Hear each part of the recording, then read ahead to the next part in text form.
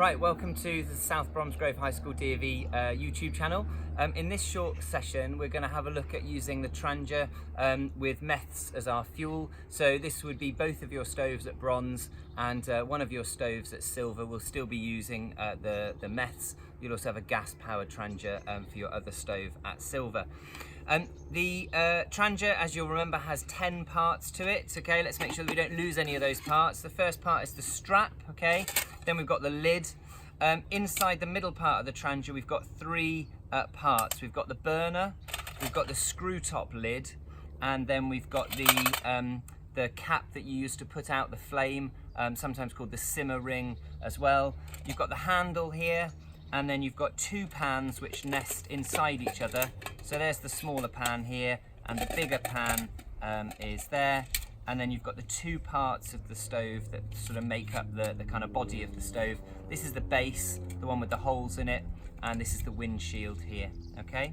The two parts of the base fit together by a bayonet fitting, and that should keep those relatively secure so that you can lift them up together. And then that's where your pan goes when you're actually doing the cooking. Something that is often missed on Trangias is the fact that it's got air holes along one side of the base. If you want your stove to cook faster, then you need to angle those into the wind so that the wind comes in here and provides a good air supply up through the base around where the burner is. If you want your stove to kind of burn a bit slower, if you twist it round so that the wind is hitting this solid surface here, that will slow down the air supply and mean that the fuel will burn just a little bit slower. When it comes to filling up your burner, it's usually easier to get the fuel in if you take the windshield off. So the burner sits in the base like this, and then your fuel is inside your fuel bottle here, and it's just going to be a lot easier to pour it in if we don't have the windshield on.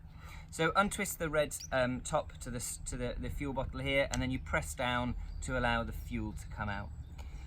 Now the fuel that you're using is methylated spirits, which is highly flammable. Okay, it's a little bit poisonous. And when it goes into the burner, quite a lot of it gets absorbed into the sort of inner surfaces of the burner. So actually, if you kind of fill it up half full, give it a few seconds, and then pour in a little bit more if you like. If you know that you're going to be using the stove to burn for quite a long time because you're cooking a meal and then maybe a hot drink and pudding afterwards, it makes sense to fill it nice and full, maybe about 2/3 full with the meths. So that you don't run out during the cooking. It can be quite a nuisance if you do run out in the cooking process, because you must never add more of the meths to the burner when the burner is hot, because this is a highly flammable fuel. Touching a very hot cooking surface might set fire spontaneously, and then you could end up with a very, very nasty accident. We always insist that you should only put fuel into the burner when it's cold enough for you to hold in your hand, okay? If you have been burning it and you run out of fuel, you need to let it cool down until you can pick it up safely using your fingers, and then you know it's safe enough to add a little bit more fuel. At the end of your meal, when you've finished with your stove, it's okay just to let the rest of the fuel burn off. You could enjoy the flames for a little bit. You could toast some marshmallows if you've got some, or if you've extinguished it and you've just got the cold fuel here, it's okay just to shake it out over the grass. It's not particularly poisonous to the grass. Now, once you've finished fueling your Trangia, it's sensible to put the fuel over to one side. Just minimises the risk of any accidents, and then it's time to light the stove.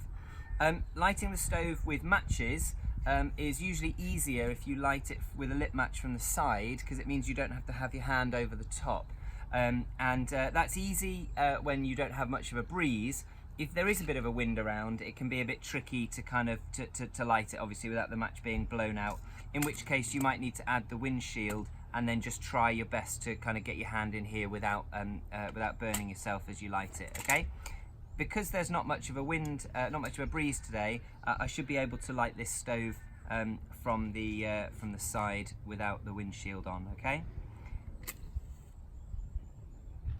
Now, it can be very, very difficult to see the flame once it's lit, because in daylight it's very, very difficult to see such a pale flame. It's a very pale blue flame.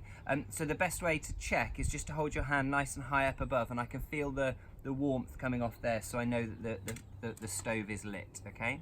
Now what I'll do is I'll pop the windshield back on, and I'll just twist this round until we get that bayonet fitting to work. And there we go, we've got the Trangia lit and ready to go. Now, the pans that go down in here into the base, either the big pan or the small pan will go down there nice and safely.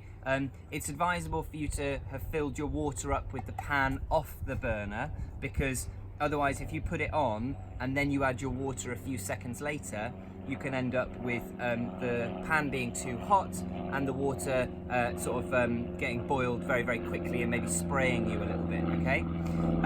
So the pan handle is used like this, and that lowers the pan onto here. When it comes to using the lid, it's always best if you keep the lid on this way up, okay, to obviously allow your water to boil faster.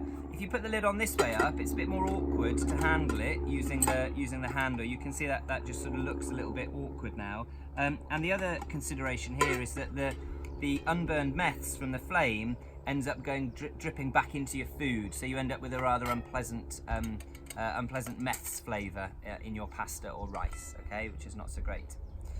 Now, putting out the stove once you've finished with it, if you're not going to let the meths burn off completely, involves you selecting the correct one of these two to extinguish it. And you want the one that's a bit bigger and the one that doesn't have a rubber seal on the inside.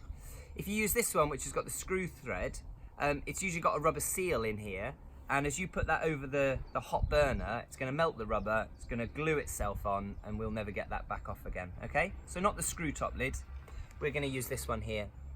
Now, putting the extinguishing cap on, as long as you're nice and sort of smooth and prompt with it, just involves reaching in and just placing it down over the top of the burning Trangia. If you don't want to do that, then another way that you can do it is use the handle to grip the windshield, hold onto the base with your other hand, and then you can actually take off the windshield, and it will mean that it's an awful lot quicker and easier to put this on from the side, and that reduces the risk of you burning yourself. All right? But if you are going to do it from above, maybe because you're cooking on a windy day and you've got your base still attached, then it's absolutely fine, as long as you're nice and prompt, just to put this cap over the top like that. No risk of any burns. Now that's of course still going to be very hot, so you need to make sure that has plenty of time to cool down before you then shake out the rest of the meths and reassemble your Trangia.